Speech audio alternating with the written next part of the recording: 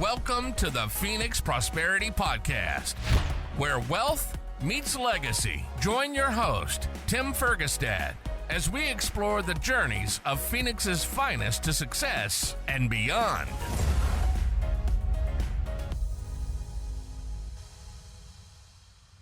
Hello, this is Tim Fergestad. Thank you for joining us.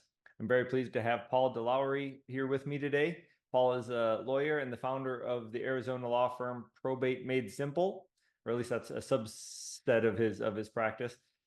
He's been a lawyer for 25 years and has lots of stories and insights, including probate myths. I'm looking forward to hearing more about his approach at his law firm and how it impacts houses and other real property, but also how it impacts legacy planning. Welcome to the show, Paul. Thanks for having me, Tim. Good to see you. Yeah, estate planning is a big deal, pretty important. So I'm looking forward to getting into that. But why don't you tell me a little bit more about yourself and your background? Okay. Well, let's see. Born in 1967. Maybe we don't need to go all the way back to there. But I grew up in Minnesota, just like you did, and or spent a significant period of time there.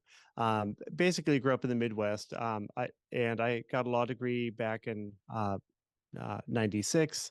And for some reason, I've been drawn to estate planning and probate. And I've had opportunities during my lifetime to branch out into other things. And I just keep getting kind of pulled back into it for some reason. And I think I like it because it's so challenging.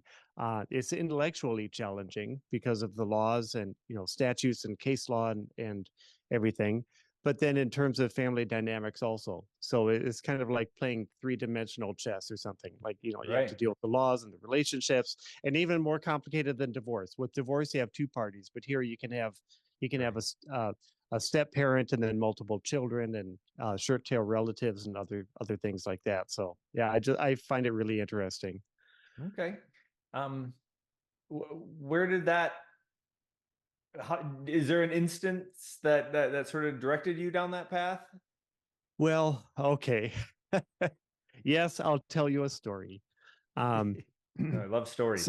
So this isn't what originally got me into it, but this is what I guess refocused me. So back in 2009, I met my biological father for the first time, and I was his only son. He was a Air Force veteran, Vietnam vet, and he was in the nursing home recovering from a surgery he had just had. Long story short, he and my mom had a falling out back, when I was an infant, and he didn't think I was his child, and so yeah, basically they ended up getting a divorce. I never knew about him until I was 35 years old. And then, I finally contacted him, and we had kind of a strained relationship, but we tried to make it work. And then my mom died in what was it, 2007, and a couple of years later, then I got this call that he was in a nursing home. And so I flew up to the state of Washington and met him for the first time. He ended up dying about 6 weeks later. Oh, gosh. And I'm making the story short, but basically it turned out he had a $28 million estate. So he had been a really successful investor, and taxes took half of that. And then the whole thing was so traumatic. Like I'd only just met him. I didn't really have a relationship with him. Right. I didn't know like the money didn't stand for something for me. And It seemed like a kind of a sick consolation prize. Like I really wanted to have a family. I didn't want to have a whole bunch of money anyway. And then what happens is, if there's not a solid foundation, and I've discovered this after the fact, but if there's not a solid foundation of what the money means, and having family values and communication and agreements within the family, a sudden wealth kind of transfer like that is most likely not going to work.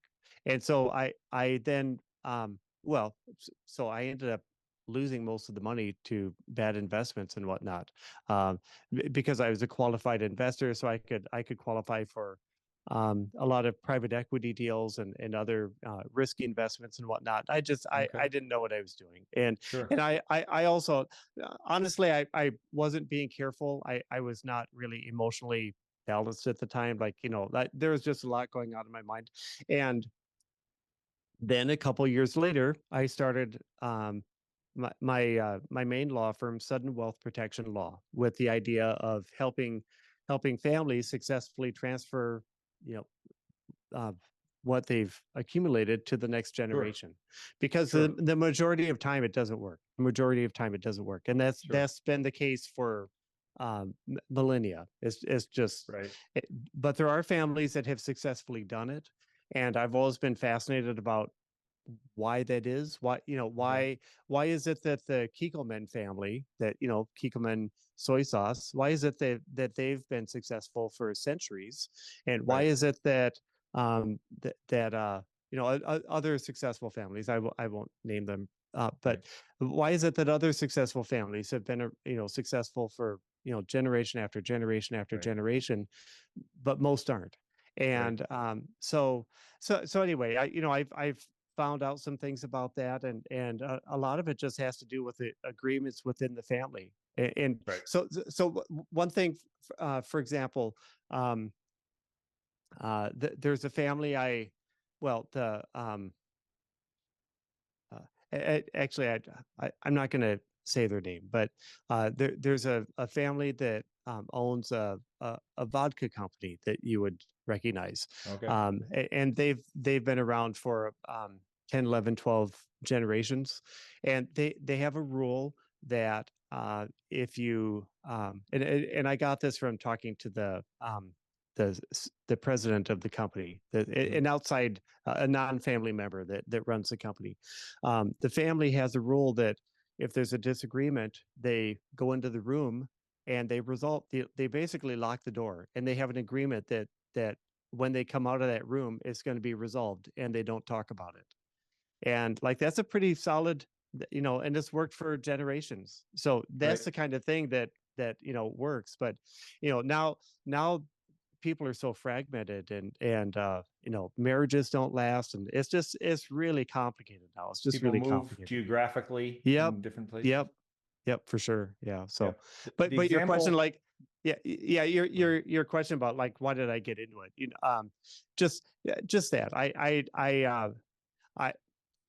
have I don't know. I really care about people, and I've seen bad situations where people have where failing to plan has actually really hurt people. And I'll give you a quick example.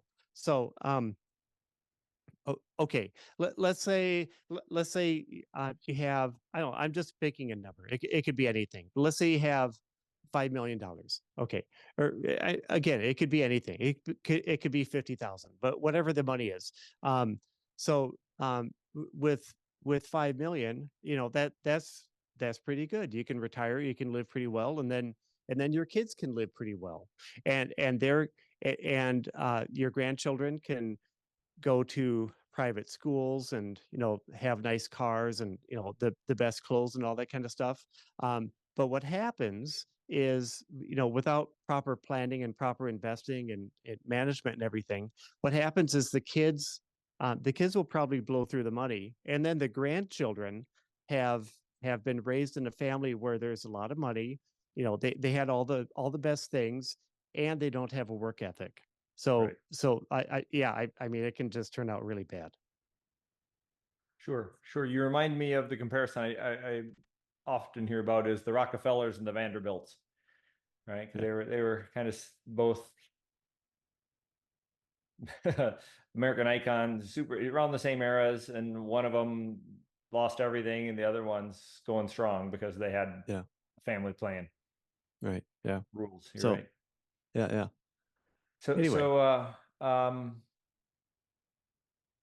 How much of the probate real quick. You mentioned coming from Minnesota and now in Arizona, and I don't know where else you were in the Midwest, but how much of that varies by state?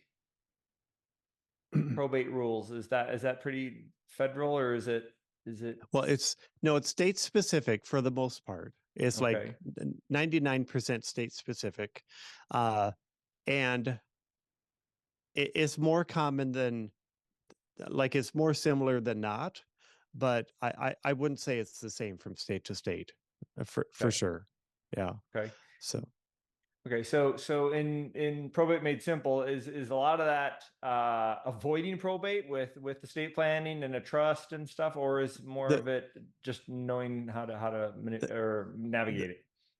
uh navigating it. Yeah, trying to Okay, simplify things. Yep. So just, yeah, the idea is trying to make it predictable for people so that so they don't need to get bogged down, and they can get through the process as quickly as possible, and kind of live their lives and focus on their families and themselves, and what really matters.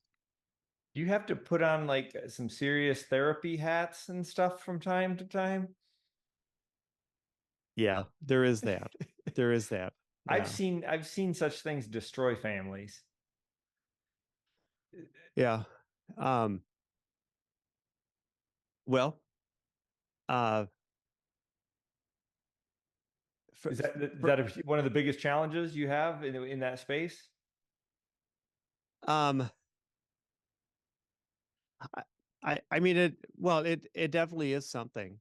And yeah, like I've noticed, especially with blended families, things can get complicated, because you have two different families with two Sure. different upbringings that are kind of merged together, and they don't necessarily have the same background or communication styles and all that kind of stuff. And then well, boy, I could just keep talking and talking about this stuff, but one thing I've noticed is, um, I do a lot of pretty heavy litigation cases. So I mean, yeah, I'm trying to do probate made simple, which is Hmm. my goal.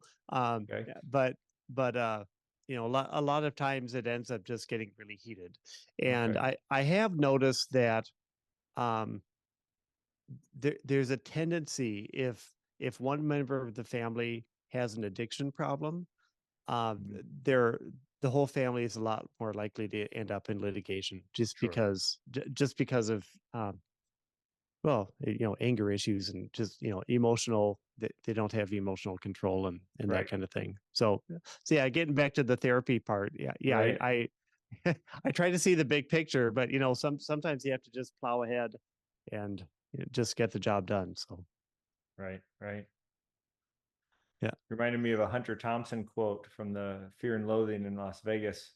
And I don't know if this addiction is a drug addiction or other addictions that there's a variety of issues at play. But when he had a line that stuck with me, he said, "You can turn your back on a person, but never ever turn your back on a drug." That stuck Yeah. with me. It's funny. Powerful, powerful things they have. Yeah, Yeah. your brain takes the reins and wants what it wants. So, Yeah, unfortunately.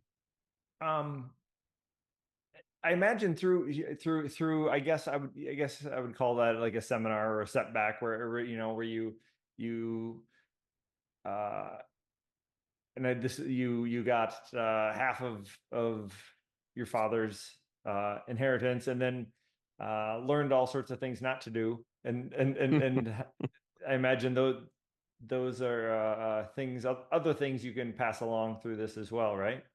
Well, for sure. Um, so yeah, and it's interesting. I mean, a lot of people, um, I think people have the idea, or I've realized a lot of people have the idea that, well, that would never happen to me. Um, but the statistics are that Yeah. most inheritances don't last the second generation. So, Right. statistics are what they are, and it can be any amount of money. Um, Okay. and yeah, so there's something called sudden wealth syndrome, and it's not Yep. really in the, um, I mean, it's not like depression. You can't, it's not like you can prescribe a drug for it, or and it's kind of this murky thing. I mean, I would love to work with a psychologist. If there's any psychologists or psychiatrists listening to this, I'd love to work with you on this. But I think it should be studied more. But I think it's not like schizophrenia or depression or bipolar disorder or something like that. Like it's more of a broader kind of thing that happens, and I think it's more of an umbrella kind of description or whatever. But just from my personal experience, it's I had I had my own personal flaws. I Oh, okay. Here we go on public podcast. Okay, so I mean, I had low self-esteem. I lacked confidence. I was uh uh oh what well there was a lot of alcohol abuse in my family, so I tended to be codependent. Like not being really good at communicating with other people, and when you're dealing with millions of dollars and you can't communicate very well with other people on an assertive basis, that's Right. a recipe for disaster.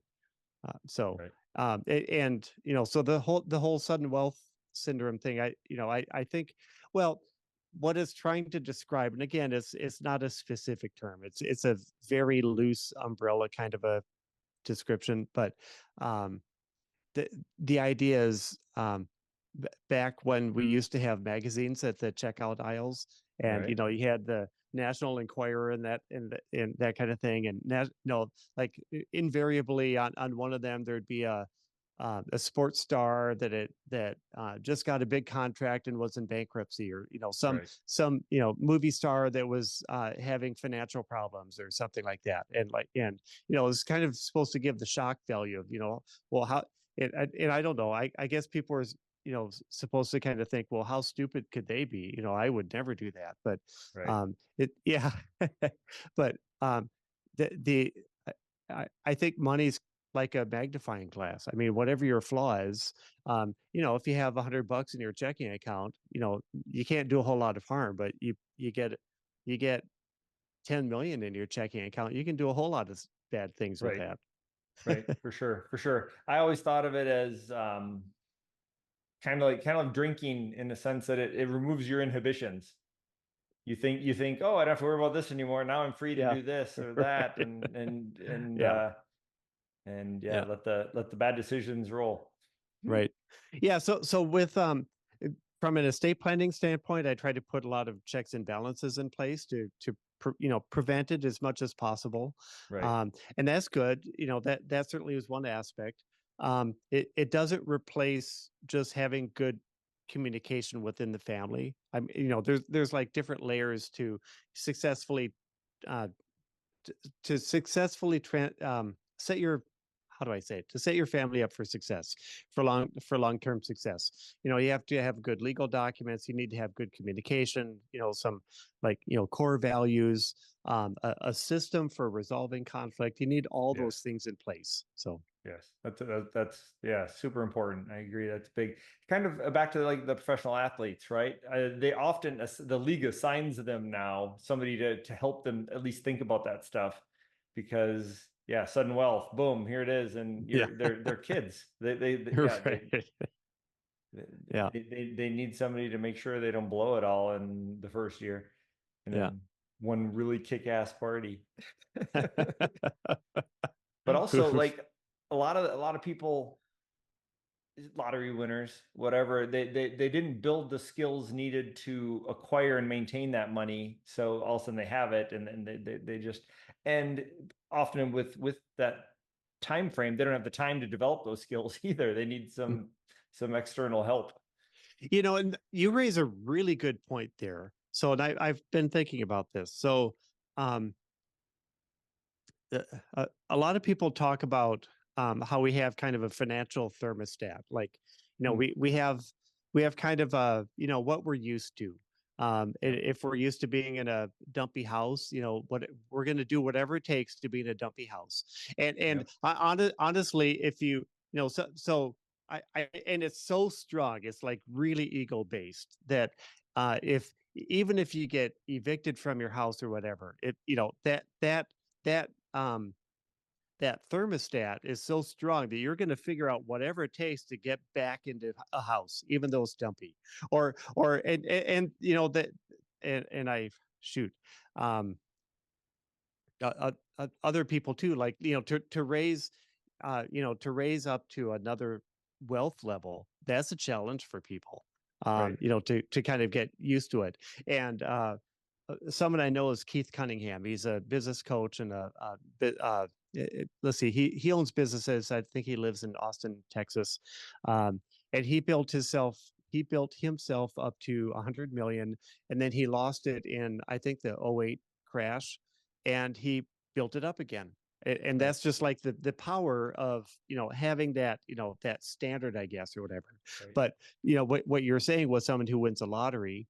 Their standard is living paycheck to paycheck. And back, when I came into the inheritance, that was my reality, living paycheck to paycheck. And so, I just, I didn't have the skills, I guess, or the whatever to, build it up. So so Right. And my personal goal is to get up there, and,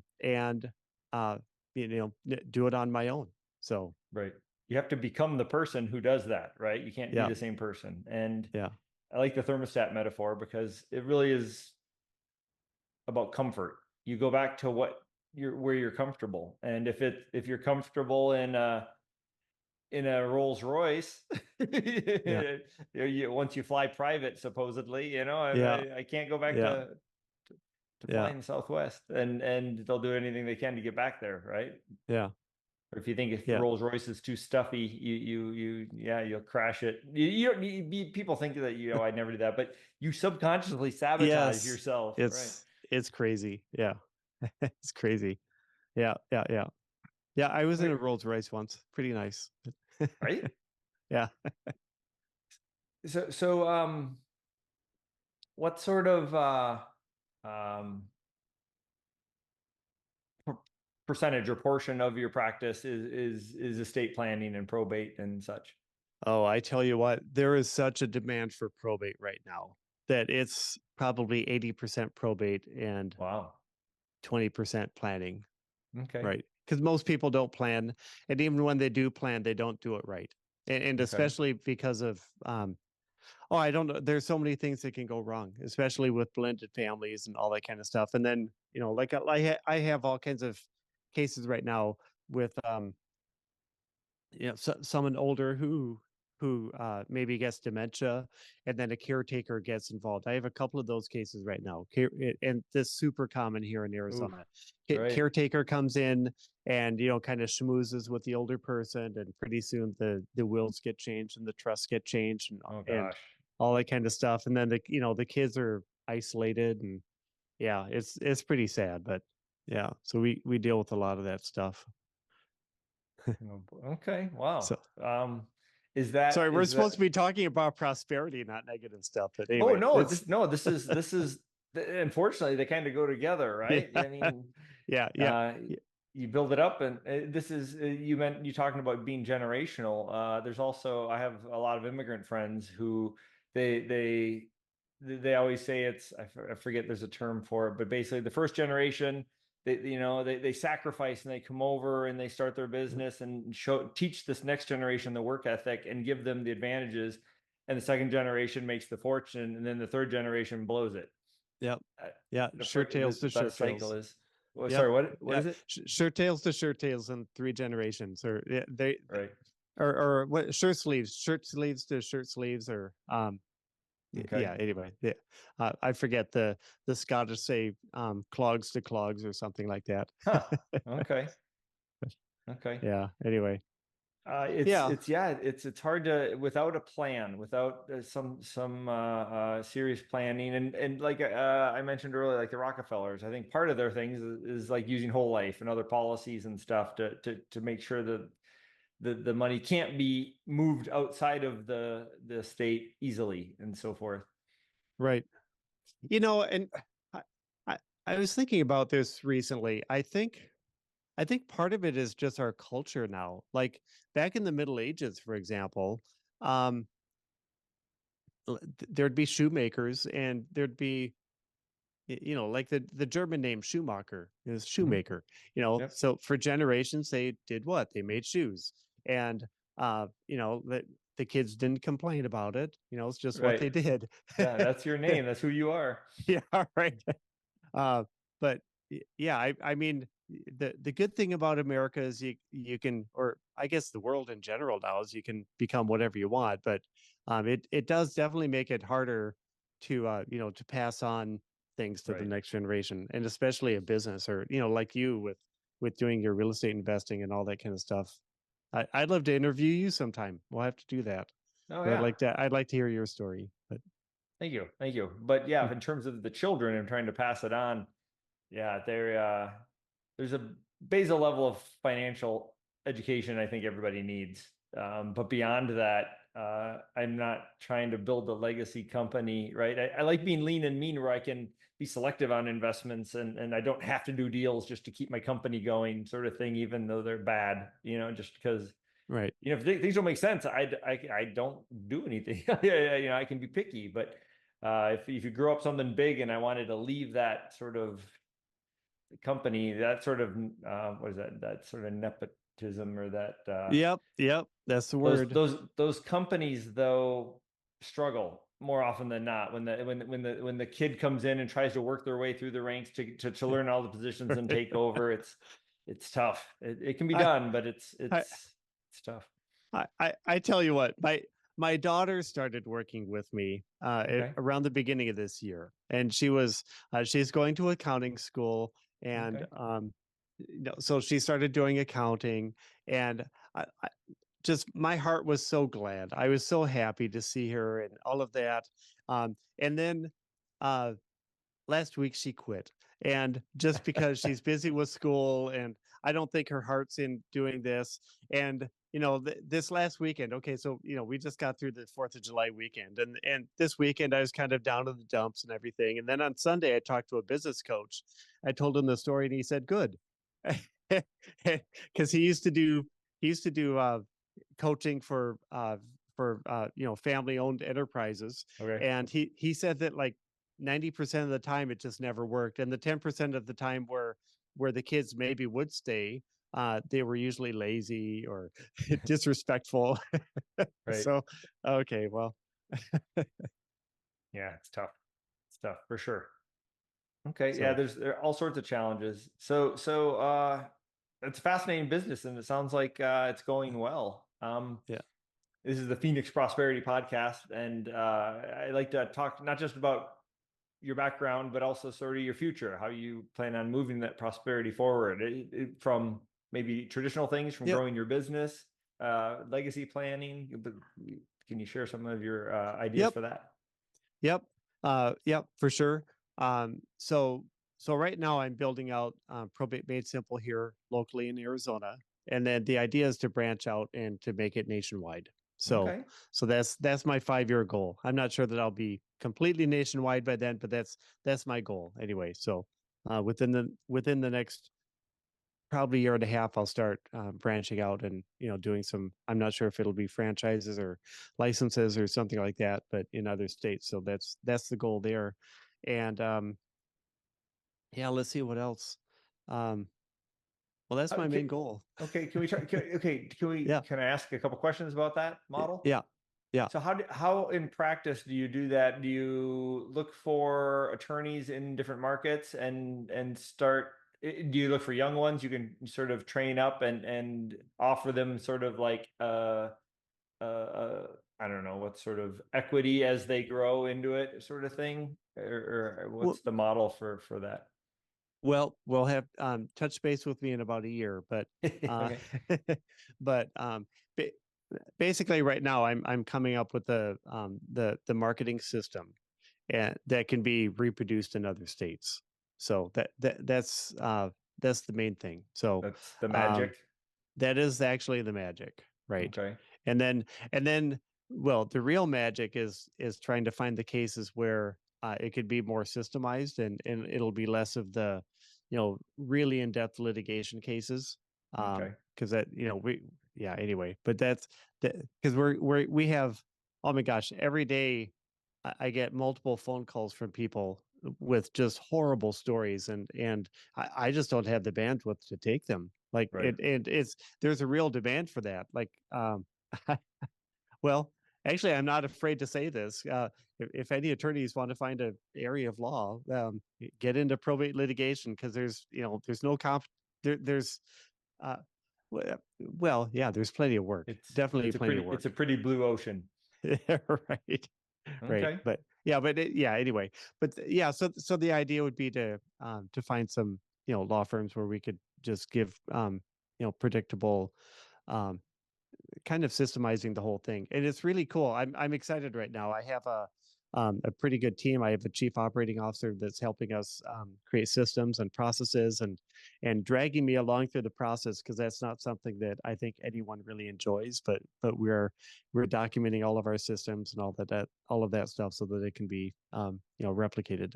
Awesome. Awesome. Yeah. Yeah. That's how you scale and do so without having to re-explain yourself all the time, or you can just direct people to empower them to figure it out on their own with the answers easily accessible. Yeah. Okay, so that's exciting. And sorry, was there something else? Oh, no, no, that's about it. Yeah. So, yeah. Do you have any other questions, or otherwise I could leave with like 5 little tips for people if you want. Oh, for sure. That sounds great. Thank you. Okay. So I did prepare. I was thinking of a lot of things. Well, people, I think a lot of people are kind of oblivious to just, the importance of estate planning and mistakes that can happen, and especially when it comes, well, just in general. I'll just say in general. And Okay. so, just 5 little tips that people can think about. And I have the acronym of TRUST. So the one is to do timely updates to beneficiary designations, and especially after a divorce. So that's super important. Sure. Okay. And especially if it's qualified plan. So you might think, well, the divorce decree, changes everything.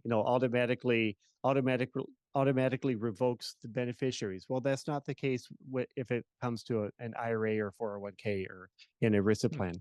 And then I strongly suggest, if you can, to recognize all children equally, or equitable. I hate the word equitable, but somehow fairly, because I've run into plenty of people over the years that they're close to one child and not close to the other, and so they're going to give all the money to the one child, and that actually does 2 things. It sets the child you gave all the money to up for being sued by the child that you disinherited, and then the child you disinherited is going to live the rest of their life, wondering why my parent hated me, and then they're going to pass that down, and pass that story on to the future generations and all that kind of stuff. So it's not a good legacy to live. So it's better to try to be more fair, and Right. then yeah, just using clear language in documents, because that can be really I run into at any one time I'm dealing with at least one holographic document. Like a holographic means a handwritten, like a handwritten will or a handwritten something, or hand typed up something, and they have so many ambiguities, and so that leads to years of litigation. And then just think about state laws. And if you have any question, talk to a lawyer, because it's super important. And then just lastly, talk to your family about the estate plan. Don't keep it a secret. Right. The older generations tended to have the idea of that they're just going to keep it a secret, and that everyone will discover what they're supposed to get when you're dead. Like in the movies, at the big dramatic reading. Yeah, right. It really doesn't work out very well. So if you're going to do whatever you're going to do, like talk about it. So you can, if you're going to have conflict, deal with it right now. Don't leave it to your Right. kids to sort it out. But anyway, so there Right. you have my Okay. 5 tips. Thank you. Those are good. Very good. Thank you. It reminded me that we mentioned earlier how I've seen families be pulled apart at those sort of when the matriarch or the patriarch passes, and they seem to have been holding everyone together, or I don't know if it's greed or whatever else, for fighting over the remains of whatever. But I've also seen it bring people together, and that's a big part of the communication thing. I've seen families get really strong, and it's very inspiring to see everyone take that as an opportunity to step up, and that's always beautiful when you see that. Great. Good. And that's all I got. Communication. That's communication. Communication's really key. Communication and trust. Yep. There have been studies about that with entrepreneurial families and enterprising, like really big financially successful families, and the ones that thrive are the ones that have good communication and trust. Yep. Okay, excellent. And so I often ask people what's coming up in the future. That you're excited about. Well, that's franchising in the next year and a half. That's awesome. And I sometimes ask for a piece of advice, and you just gave 5, so that's awesome. Yeah. Well, there you go. You got it. Thanks, Paul. So for our listeners who want to learn more about you or connect or learn more about your Probate Made Simple, where can they find you? Let's see. So this book is on Amazon, Probate Made Simple. You can just go to probatemadesimple.com, and there you go. That's all you find me. All right. All right. Well, thank you for watching, everyone. And thank you, Paul, for joining me today. We appreciate you sharing your story and your insights into probate and your success. Thank you. Tim, you're awesome. Thanks for having me. Oh, thank you. Inspired by our guests? Visit phoenixprosperitypodcast.com/guest and join us on the show and share your success story with Tim. The spotlight awaits.